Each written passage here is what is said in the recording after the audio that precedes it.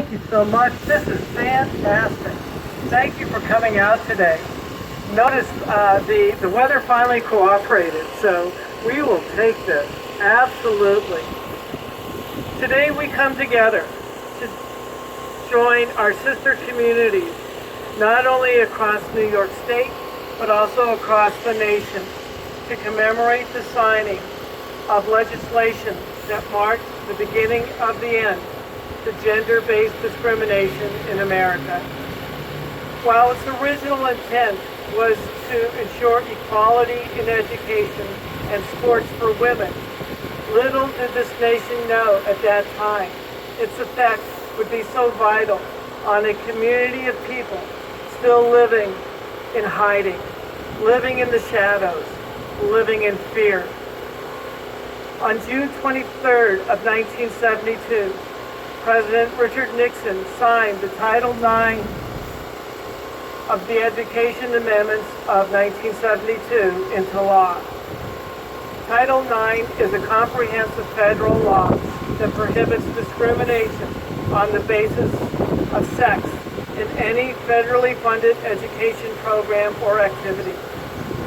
The principal objective of Title IX is to avoid the use of federal money to support sex discrimination in education programs and to provide individual citizens effective protection against discriminatory practices. Title IX applies to all aspects of federally funded education programs or activities. In addition to traditional education institutions such as colleges, universities, elementary, or secondary schools, Title IX also applies to any education or training program operated by any recipient who is receiving federal financial assistance. Specifically, Title IX states, no person in the United States shall, on the basis of sex, be excluded from participation in, be denied the benefits of, or be subjected to discrimination under any education program or activity receiving federal financial assistance. In April of 2011, the Office for Civil Rights in the U.S. Department of Education issued a Dear Colleague letter pertaining to student-on-student sexual harassment and sexual violence. The letter explains the school's responsibility to respond promptly and effectively to sexual violence against students in accordance with the requirements of Title IX. Specifically, the letter provides guidance on the unique concerns that arise in sexual violence cases, such as a school's independent responsibility to investigate and address sexual violence. In January of 2014, the same Office for Civil Rights in the U.S. Department of Ed issued official guidance that makes it clear that transgender students are protected from discrimination under Title IX. Specifically, the guidance states that Title IX sex discrimination prohibits extended to claims of discrimination based on gender identity or failure to conform to stereotypical notions of masculinity and femininity and accepts complaints for investigation. The statement was part of a broader guidance on sexual violence and the responsibilities all schools have to protect all their students. In May of 2016, the Department of Education and the Department of Justice released guidance detailing a school's obligation to transgender students under Title IX. Among those obligations, schools must take prompt and effective steps to end sex-based harassment, use pronouns and names consistent with the transgender student's gender identity, and allow transgender students to participate in and access activities and facilities consistent with their gender identity. This guidance was requested by school districts, educational institutions, and civil rights organizations. It provided school districts with the tools to understand and meet their obligations under federal Title IX.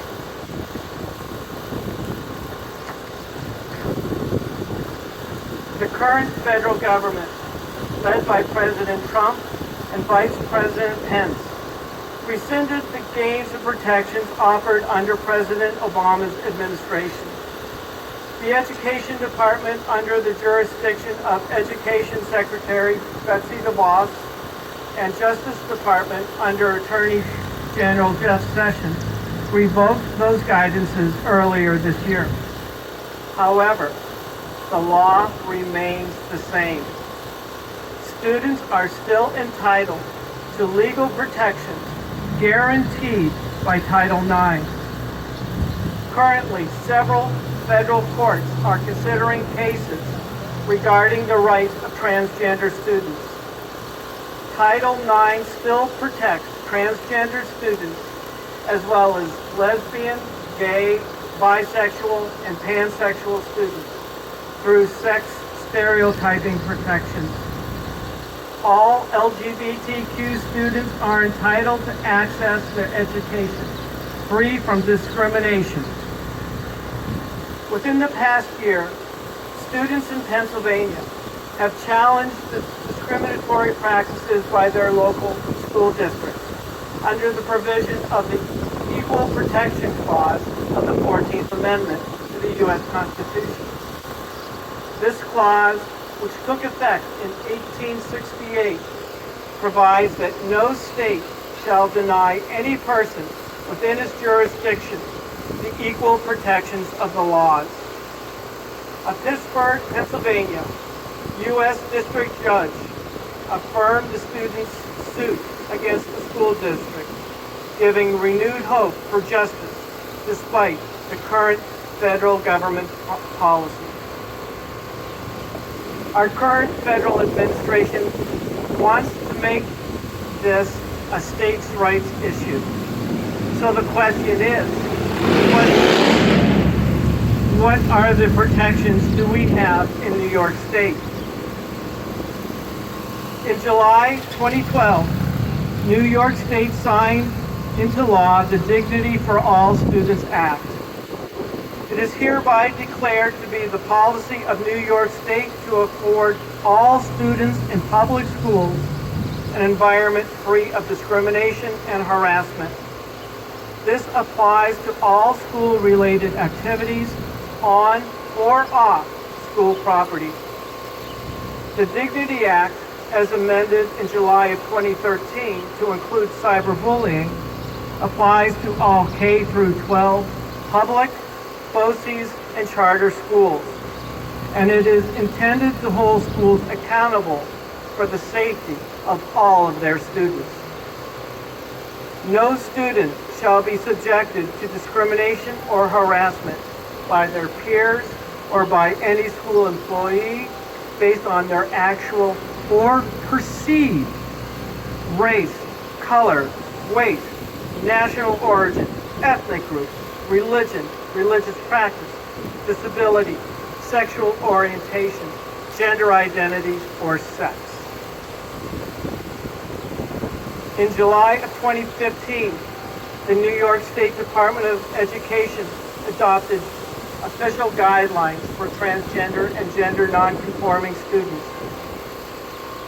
New York State Education Department is committed to providing all public school students, including transgender and gender nonconforming students, with an environment free from discrimination and harassment, to foster stability in public schools, and to ensuring that every student has equal access to educational programs and activities.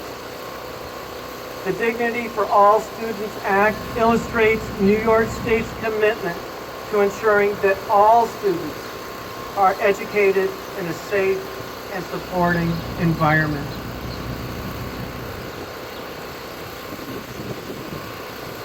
That guidance in 2015 affirms Schools accept a student's assertion to their own gender identity. The person best situated to determine gender identity is the individual student, but it also recognized affirmation may come from a parent, a guardian, or some other person who is familiar with that student. Schools should work closely with student and family in devising an appropriate plan regarding the confidentiality of a student's transgender status. It affirms that many transgender people experience discrimination and some experience violence. The best course is to engage the student and, if possible, the parent with respect to name and pronoun use, and agree on a plan to reflect the individual needs of each student to initiate that name and pronoun use within the school. That alternative accommodations such as single-sex or unisex bathrooms or private changing spaces should be made available to students who request them, but it should never be forced upon a student nor presented as the only option. Students have the option to use the restroom that matches their gender identity. In February of this year, Governor Andrew Cuomo issued a letter to all New York State higher education institutions reaffirming the state's protection for transgender and gender nonconforming people, despite what is happening on the federal level.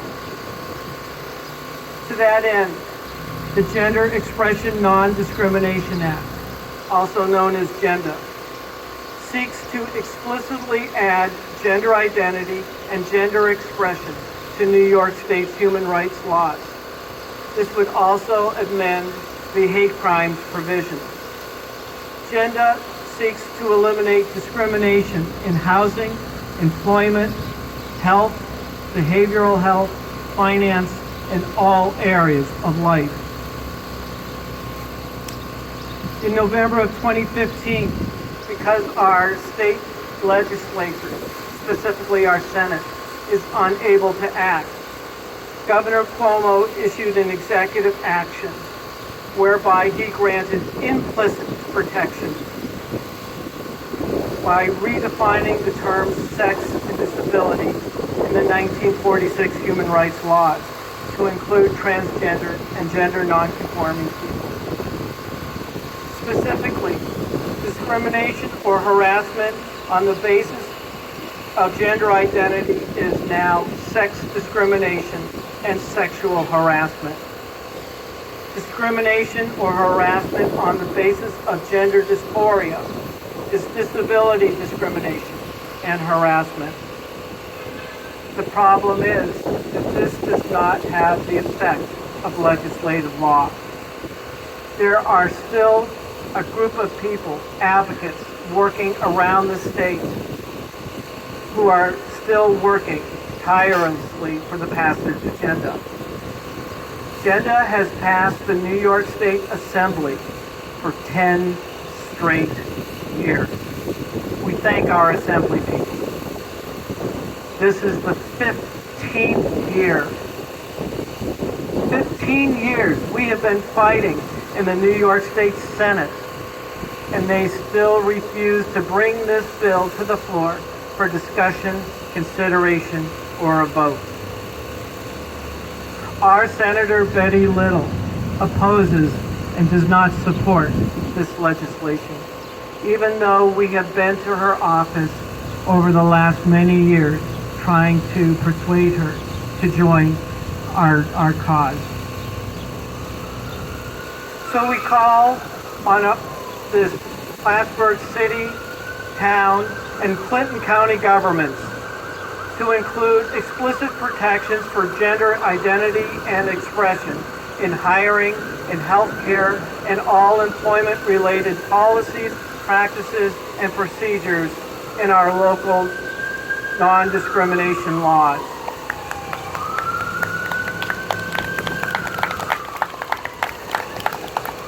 Let it be known here and now. We live. We are. We do exist. We are not going away, and we are not going to be silenced.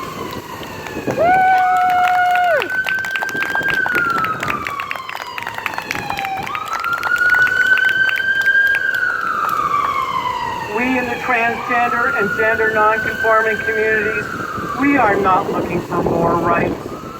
We are not looking for special rights.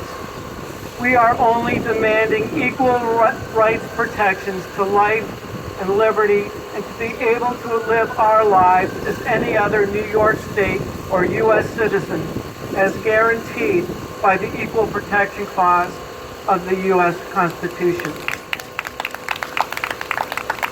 Let us remain Plattsburgh proud and North Country strong. Thank you. Yes, I'm long-winded.